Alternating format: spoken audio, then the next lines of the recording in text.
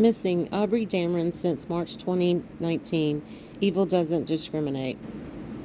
Meet Aubrey. Aubrey disappeared from Grove, Oklahoma, which is part of the Cherokee Nation. Aubrey was 25 years old at the time of her disappearance.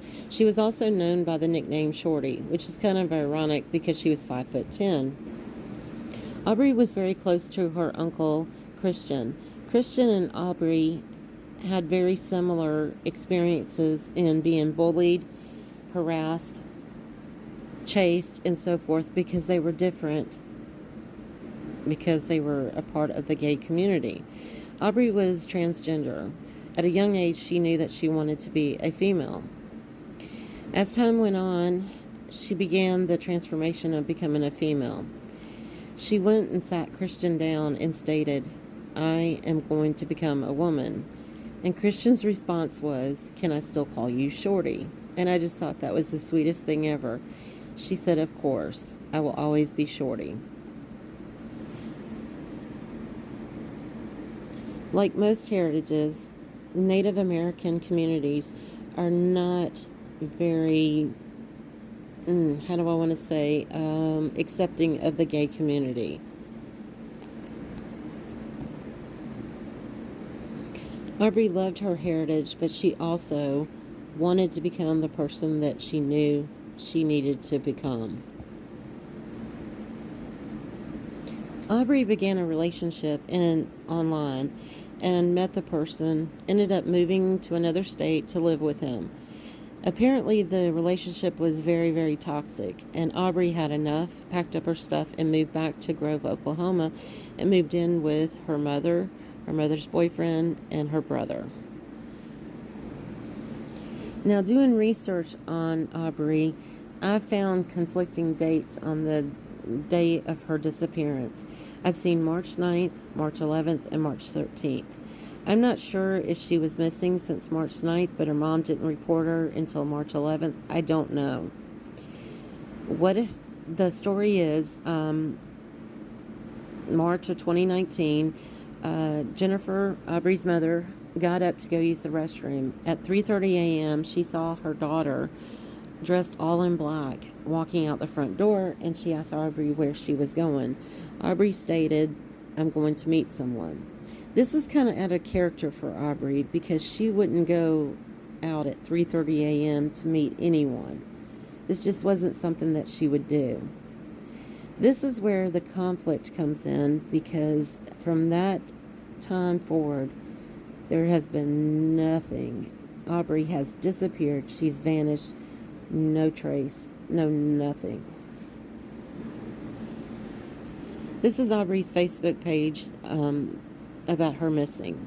Look at the amount. 6.1K followers.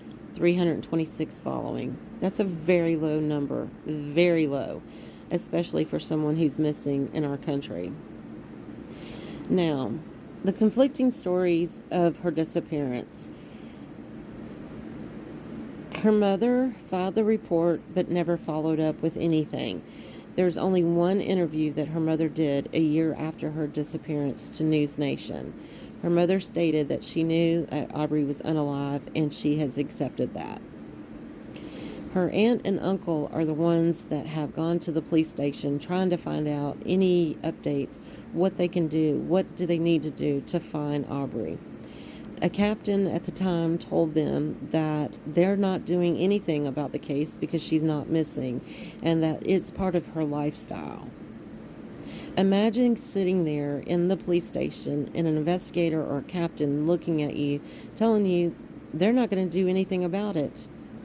That pretty much it was her lifestyle. No, unacceptable.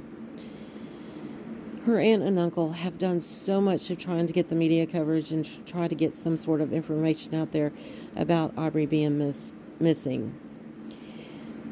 There are some podcasts and there are some stories and so forth, but there's really not a whole lot of information about the case. Now, there is someone stated, and I think it was one of the investigators stated, that they found a boot and a sock, but they did not determine if it was hers or not because I don't think any testing was done. Since this time, the police department has did a revamp and has new investigators and stuff in there. Are the investigators now going to take this case seriously? Really cannot tell you, but I do know that the FBI has taken over the case as well.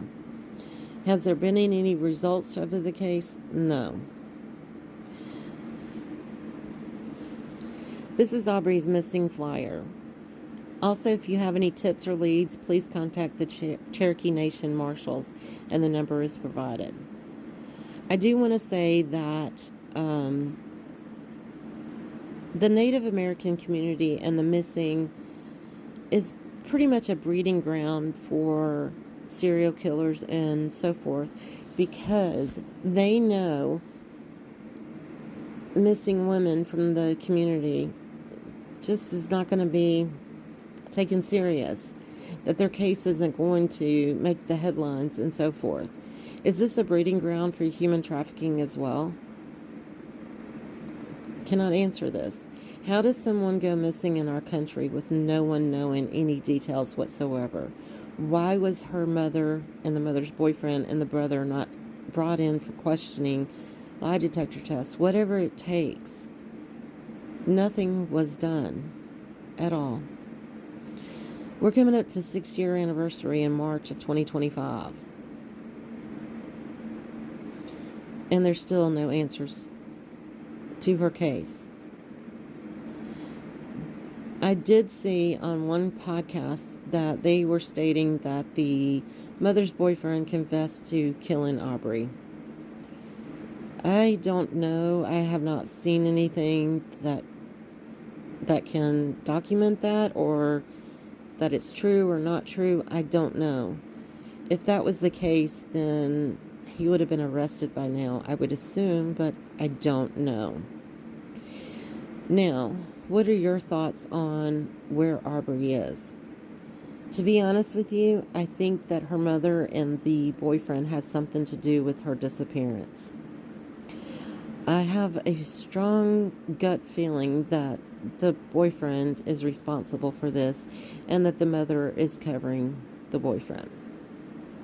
I just find it ironic that it's the aunt and uncle who have gone above and beyond to try to bring her story and bring media attention to her. There was a lead that stated that Aubrey was buried 30 miles away. Not even 10 people came to do a search. Think of all the other missing cases and people that are missing, how cadaver dogs are brought out, and how there's thousands of people that are searching. And Aubrey only has maybe 10 people that came out to search for her. Why is this going on in the Native American community? Why is nothing being done? Why are these cases unsolved? Why is there so many cold cases? What is it going to take for someone to take it serious? Which law enforcement is going to take it one step and go above and beyond to find these missing women? Please leave your comments of who you think might have something to do with Aubrey. And if you know anything about the case and so forth, please let us know. Also, any tips or leads, again, please contact Cherokee Nation Marshals and the numbers provided. Aubrey's family deserves answers. Aubrey's family also deserves to bring her home and lay her to rest. My prayers and thoughts goes out to the family of Aubrey. Aubrey was a beautiful woman that did not deserve whatever happened to her.